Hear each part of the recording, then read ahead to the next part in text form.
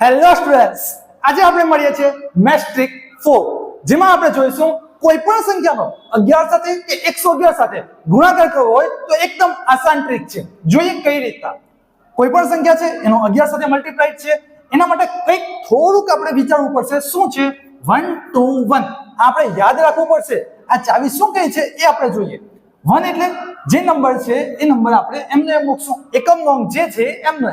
પછી 2 છે, 2 નો મતલબ શું? જે બંને ડિજિટ છે એ બંને ડિજિટનો આપણે પ્લસ કરશું.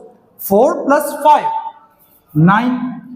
1 છે એનો મતલબ જે છે એમનો એમ, 5 9 4 આ થઈ ગયો આપણો આન્સર. આગળ જોઈએ 98 * 11. 1 એટલે એકમ નોંધ જે છે એમને એમ. પછી 2 એટલે જે બંને ડિજિટ છે બંને ડિજિટનો પ્લસ કરશું.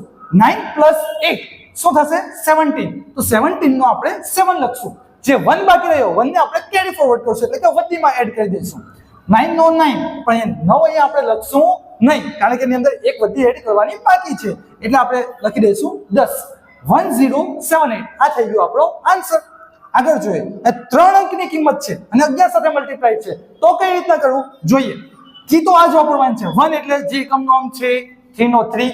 પછી છે 2, તો 2 એટલે લાસ્ટ બે ડિજિટના પ્લસ કરશો. 4 + 3 7. હવે પાછો 2 જ લઈશું, પણ આગળના જે બંનેનો છે એનો પ્લસ કરશું. 4 + 3 7. અને 1 બાકી રહી, 1 એટલે જે લાસ્ટ ડિજિટ છે 3 7 7 3 આ થઈ ગયો આપણો આન્સર. તો આ પ્રશ્નનો જવાબ તમારે કોમેન્ટ બોક્સમાં લખવાનો છે.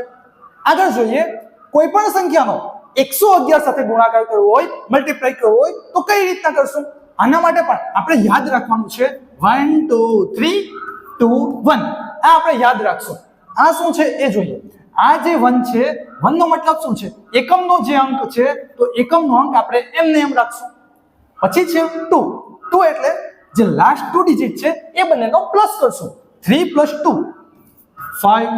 પછી આવે છે 3, 3 નો મતલબ ત્રણ ડિજિટનો આપણે પ્લસ કરશું. 3 + 2 + 1 આન્સર આવશે 6. પછી આવે છે 2 એટલે લાસ્ટ 2 ડિજિટનો પ્લસ. 2 + 1 3. અને પછી આવે છે 1 એટલે જે 1 છે એમનો એમ. તો આ થઈ ગયો આપણો આન્સર 1 3 6 5 3. આગળ જોઈએ 3 4 5 * 1 1 1 જોઈએ. 1 છે એટલે એમનો એમ, 5 નો 5. પછી 2 લાસ્ટ 2 ડિજિટનો પ્લસ. 5 + 4 9. આગળ 3 5 + 4 + 3 9 + 3 12. તો 12 નો આપણે લખશું 2. હવે જે 1 જે હતું એને કેરી ફોરવર્ડ કરશું, એટલે હવે 2 છે તો આ